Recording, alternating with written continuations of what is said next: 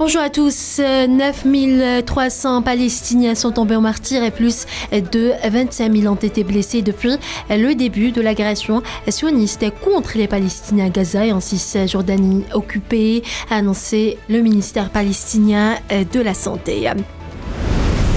Pour le 29e jour consécutif, l'aviation de l'armée sioniste a lancé ce samedi à l'aube une série de raids violents et de bombardements continus sur la majeure partie de la bande de Gaza. Des avions de guerre sionistes ont bombardé hier, vendredi, l'entrée principale de l'hôpital Al-Shifa à l'ouest de la bande de Gaza, faisant des dizaines de martyrs et de blessés. Le secrétaire général de l'ONU s'est dit horrifié par le bombardement de l'armée d'occupation sioniste contre une ambulance à Gaza vendredi qui a fait des dizaines de martyrs palestiniens et de blessés. Le directeur de l'Organisation mondiale de la santé, Tedros Adhanom Ghebreyesus, a condamné hier les attaques contre les ambulances à proximité de l'hôpital Al-Shifa de Gaza. Le porte-parole du Bureau des Nations Unies pour la coordination des affaires humanitaires a déclaré que 1,2 milliard de dollars sont nécessaires pour répondre aux besoins de 2,7 millions de personnes à Gaza et en Cisjordanie occupée.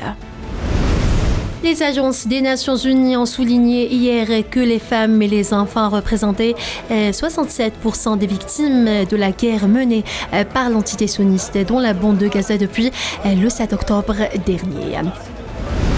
Le bureau médiatique du gouvernement à Gaza a annoncé vendredi soir que l'agression sioniste contre la bande de Gaza a complètement détruit 54 mosquées. Voilà pour ce qui est des derniers développements en Palestine. Dans le reste de l'actualité, 132 personnes ont été tuées dans un tremblement de terre qui a secoué une région reculée de l'ouest du Népal, ont rapporté ce samedi des responsables locaux joints par des médias.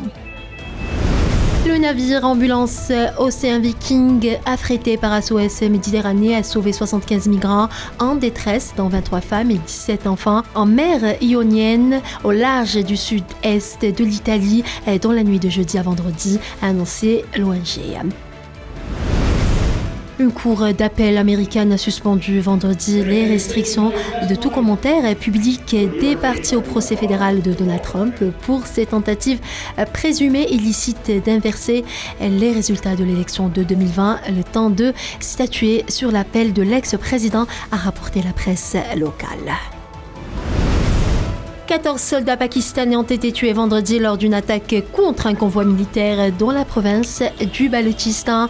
Dans le sud du Pakistan, a lancé l'armée. L'attaque a eu lieu près du port de pêche de Pasni, sur la route qui longe la côte de la frontière iranienne jusqu'à la mégapole de Karachi.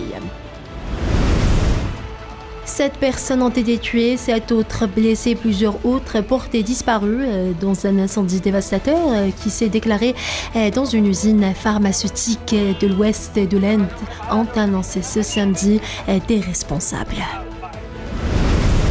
Et puis la Russie a annoncé qu'elle allait mener des exercices militaires navals avec la Birmanie, une première dans l'histoire récente des deux pays, lors d'une visite du chef de la marine russe qui a débuté vendredi. Le commandant-chef de la marine, Nicolas Levmernov, a entamé sa visite de travail en Birmanie, a annoncé le ministère russe de la Défense dans un communiqué. Voilà, c'est la fin de ce bulletin d'information. Merci à vous tous de l'avoir suivi.